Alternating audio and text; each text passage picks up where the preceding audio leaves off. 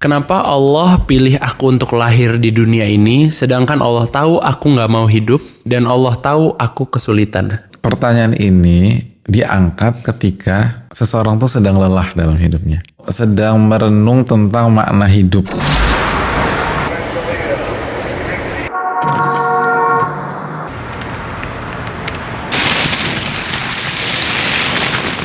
Assalamualaikum warahmatullahi wabarakatuh. Waalaikumsalam warahmatullahi wabarakatuh. Welcome to another episode of Unspoken with our teacher Ustadz Muhammad Nuzul Zikri Hafizullah and Brother Kiral. Ustadz, thank you so much for being here. You're welcome. Brother, thank you so much for being here, bro. Thank you so much. So what do you got for us today? Ustadz, ada yang bertanya, Ustadz. Kenapa Allah pilih aku untuk lahir di dunia ini, sedangkan Allah tahu aku nggak mau hidup dan Allah tahu aku kesulitan? Mas Wali dulu milih nggak sih untuk lahir? Nggak sempat milih.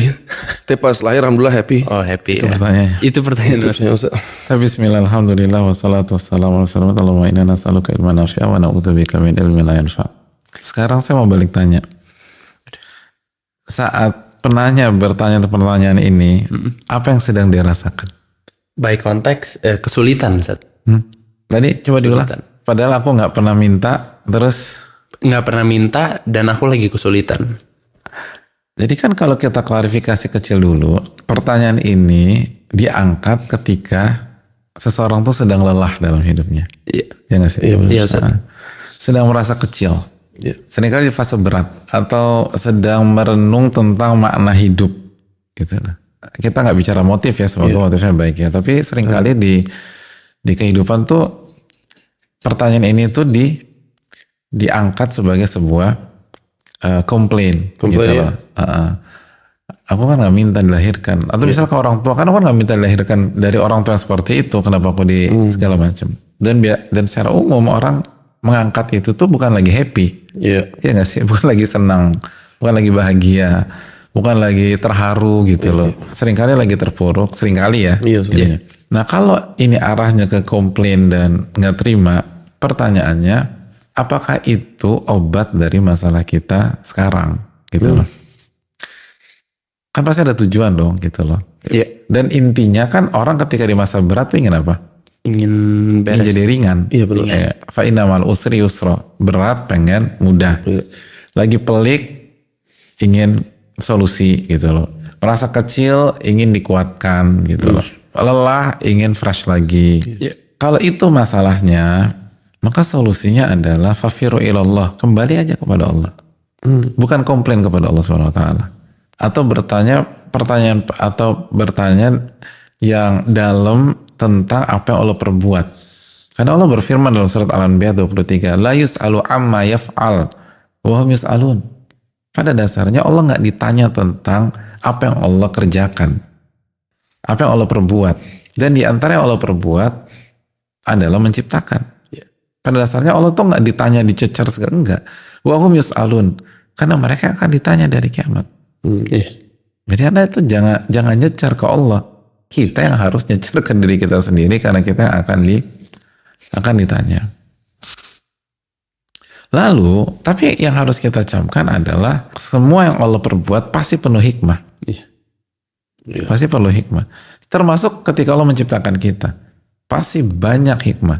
Makanya kan orang-orang beriman akan membuat statement apa? Rabbana ma khalaqta hadza batila. Ya Allah, di akhir-akhir surat Ali Imran ya. Ya Allah, engkau nggak mungkin menciptakan sesuatu tanpa hikmah. Pasti hikmahnya besar, pasti banyak banget hikmahnya. Cuman yang jadi masalah seringkali kita nggak tahu atau belum tahu atau nggak akan tahu. Tapi itu nggak problem. Tapi pasti hikmah dan manfaatnya jauh lebih besar. Tapi kalau kayak kecoa gitu, Ustaz, apalagi kecoa terbang, gimana, Ustaz? Hikmahnya, mencari hikmah kecoa terbang tuh agak susah, Ustaz. Kalaupun kita susah, belum tentu pakar binatang mengatakan susah. Kan sesimpel itu aja. Yang jadi masalah kan manusia itu suka menjadikan dirinya sebagai parameter. Oh, iya. Gitu loh. Kalau kita nggak ngerti, berarti nggak ada. Makanya kata para ulama, adamul ilmi bisyai' la yastalzim al ilma bil adam. Ketidaktahuan Anda terhadap sesuatu bukan berarti hal itu nggak ada. Cuman Anda nggak ngerti aja. Nah, kita harus tawadhu, harus merendah gitu loh. Tapi sebelum itu kita jawab dulu lah pertanyaannya. Kenapa sih Allah ciptakan gua? Adzariyat 56. Wa ma khalaqtul jinna wal insa illa liya'budun. Tidaklah aku ciptakan jin dan manusia kecuali untuk beribadah. Surat At-Talaq ayat terakhir. Allahul ladzi khalaqa sab'a samawat wa minal ardi mithlahun yatanazzalul amru bainahun lita'lamu anna Allah ala kulli syai'in qadir.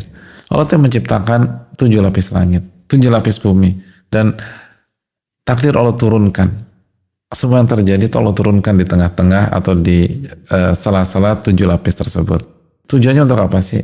Lita'lamu anna Allah ala kulli syai'in qadir. Agar kalian mengetahui dan yakin Allah itu maha berkuasa dan ilmu Allah mencakup segala sesuatu. Jadi tujuan penciptaan itu yang pertama agar kita kenal sama pencipta kita, kenal sama Allah dan yakin, lalu habis itu mencintai dan beribadah kepada Allah Subhanahu wa taala.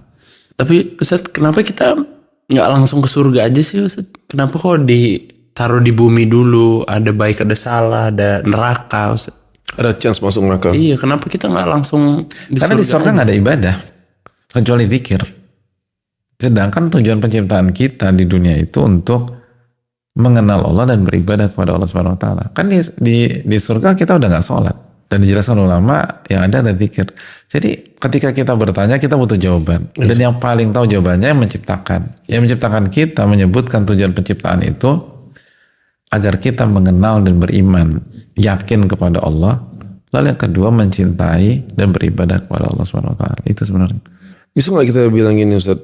Ini, aku mikir gini Allah lahirkan, give us a chance to live gitu.